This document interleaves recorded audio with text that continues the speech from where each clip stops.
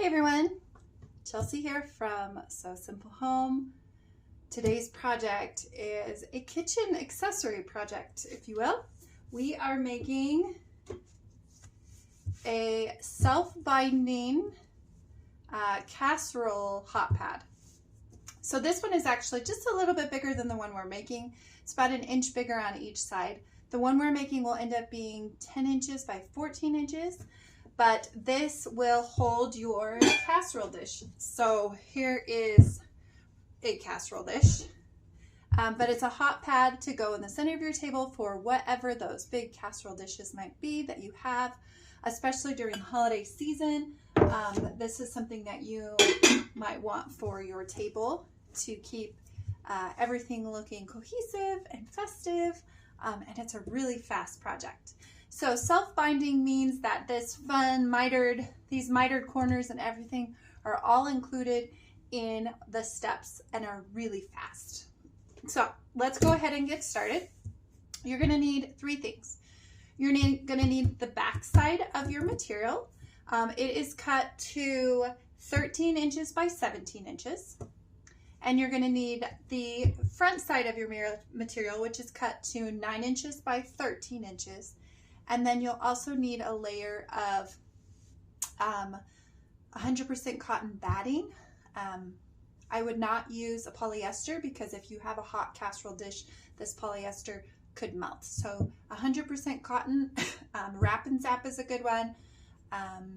But there's a lot out there. You can just search 100% cotton batting.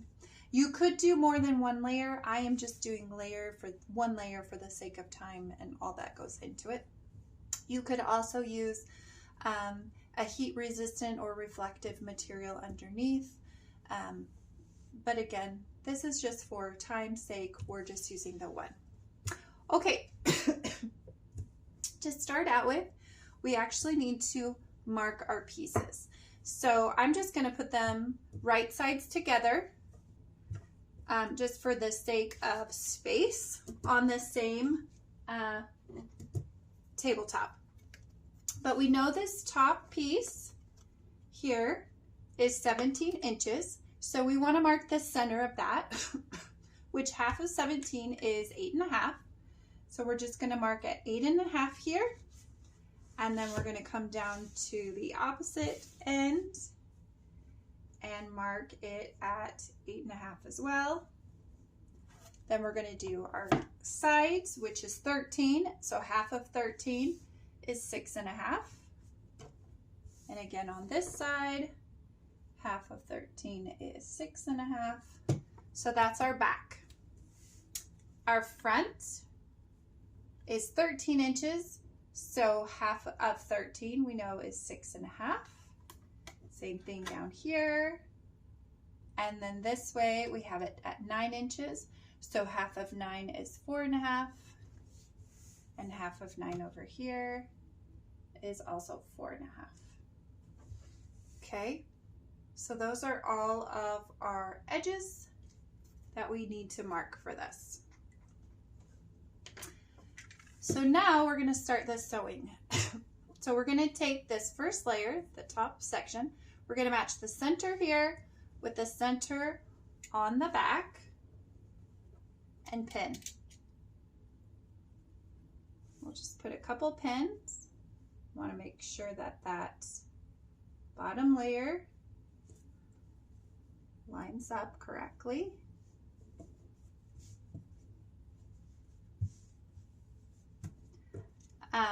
One thing that you could do that I'm not doing for this, you could actually quilt this top layer so that the batting stays in place and it'll also give it a different look.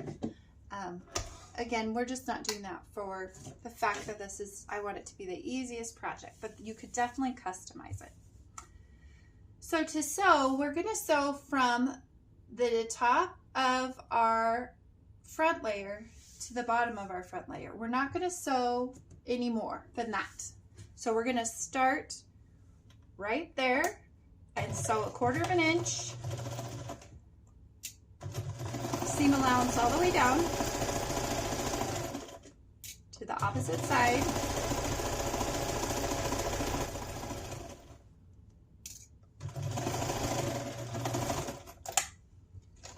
going to stop.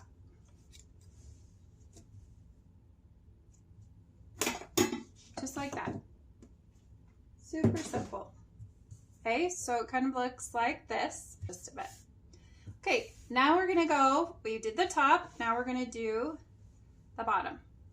So we're gonna match the center of the top to the center of the bottom. This time though, I wanna leave an opening. So I'm actually gonna put a pin here and a pin here, and these will mark where I want my opening.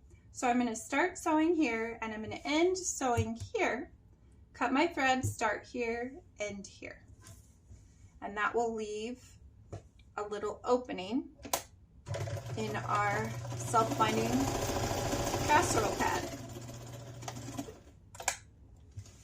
Cut those threads, jump to here,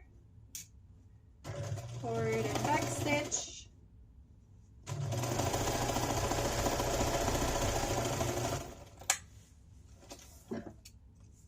and then just cut all my extra threads here. So now I have an opening right here in the middle, and this is where I'll turn it right side out when I'm finished. All right, so we've kind of got, we'll kind of center it up. That's kind of what it looks like. A little wonky, I know, but I promise it'll work. So now we're gonna do our side. So we have our side marked here and our side marked here. So we're going to match those first.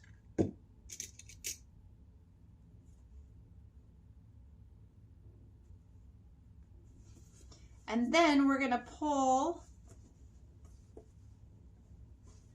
everything down to meet our edges. So this is kind of the part that gets a little wonky and you're like, what is going on? So we're pulling out the fabric. We don't want to sew over more than just this section here. So we're going to here, and then we're going to go across this way and across to here. We're just kind of forcing things to lay flat. So it kind of looks like this on this side, and then it looks a little weird on this side, but that's kind of what it looks like. And again, we're only sewing from right here to right here. Nothing more than that. So we're going to put it in our machine, making sure all this extra fabric's out of the way. And we're stitching forward and back, again, just at that 1/4 inch seam allowance.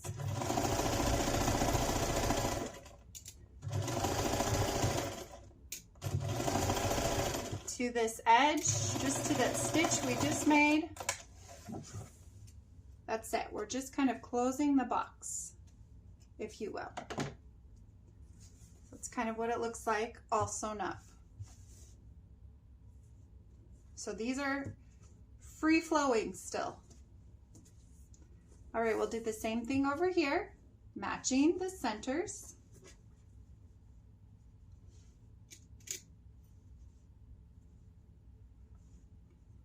Come along here.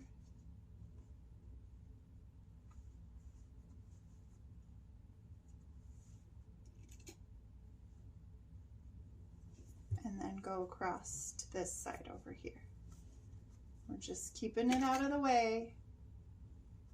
Don't want to sew any extra layers. Okay, now we sew. Just making sure all those layers stay together. And cut. All right. So this is what we have. It looks very strange. That's okay. So here's that top, and here's the opening down here. Now is the corners. And this is the part where you kind of really have to pay attention. So with the corners, you'll want a ruler. If you have a ruler that has all the different lines, that's going to help you a lot here. So we're going to turn it on its side, and we're going to take one corner and straighten it out and bring it up to this side and straighten out our fabric down here. See how we kind of flattened everything out on the front and the back? Just trying to flatten this corner. Then we're going to take our ruler and we want to line up. There's lines going different directions. So the line of this corner, we want to line up with one of these lines, and it really doesn't matter which one, you just pick one. So this is lining up here. And then we're going to draw from where we stitched to the edge here, like that. And that's what we're going to sew. So we're going to sew this corner, and this is going to kind of miter the corner. There we go.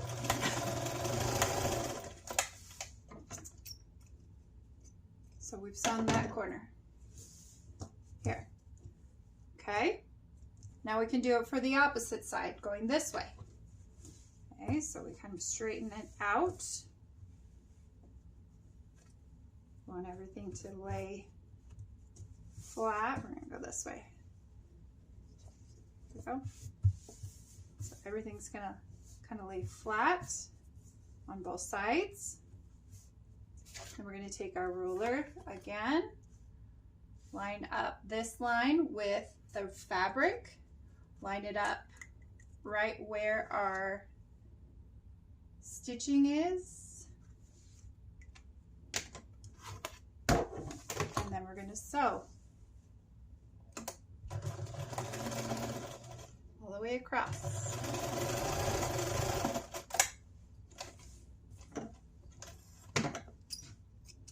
All right, that's 2 corners. So we have both these corners sewn. So we'll flip it around and do the same thing on this side.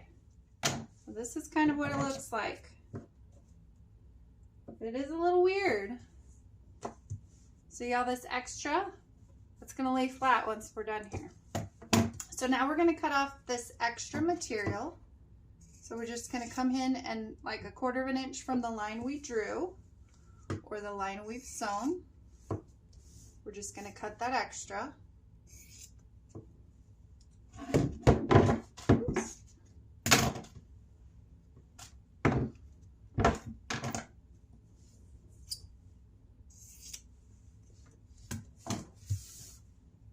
Those are just going to go in the trash. And now we are ready to turn this inside out. So we're going to put our hand in and just pull everything right side out.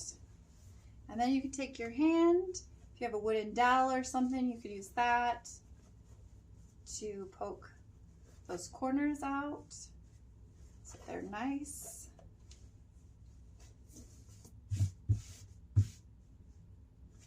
And that's kind of what we're looking at here. Just take our iron and press all those edges. Look how nice those corners mitered up on their own. Self-binding. You didn't have to make bias tape. This method I've used before to make baby blankets. I mean, it's been several years. But you get the binding and it looks like the same as your backing material without all the fuss. All right, so to finish this off, we still have this opening here. So now we're going to top stitch, and we're just going to top stitch along the inside of the self-binding portion. So just start in one corner and go along, just right on that edge. Now it's like 1/8 of an inch maybe. And then when you get to the other side, turn.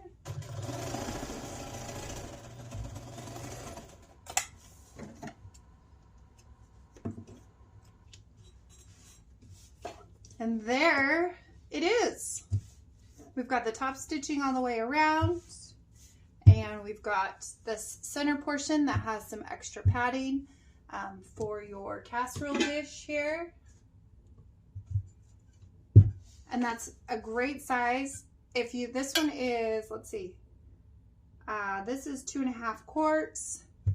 If you have a 9 by 13, this is perfect because the finished measurements are 10 by 14. So it just stays inside the edge where the extra padding is. And again, you can add another layer or two of padding if you feel like it needs a little bit more thickness. If you have bigger dishes, you can make a little bit bigger pad. So this one here is just a slightly bigger. So this one ends up being, let me think, 11 by 15. So just a little bit larger. But you can make matching ones to put your casserole dish on. You could also, like I said earlier, if you wanted to, you could do some type of quilting on this top layer before sewing the two pieces together to kind of give it a little bit of extra decorative. That would also give it a little more traction. So if you're hoping casserole dishes don't move and stuff like that, it gives it a little bit more traction. But that's how you make a self-binding casserole hot pad. I hope you enjoyed this tutorial.